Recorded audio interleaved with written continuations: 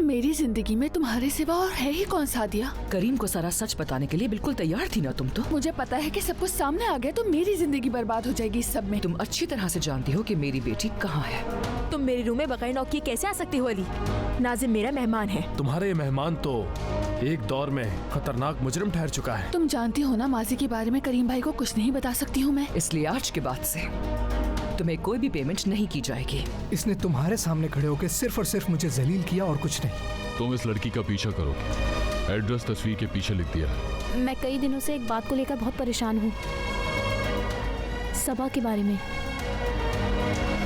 सबा सादिया साहिबा की बेटी हो सकती है क्या?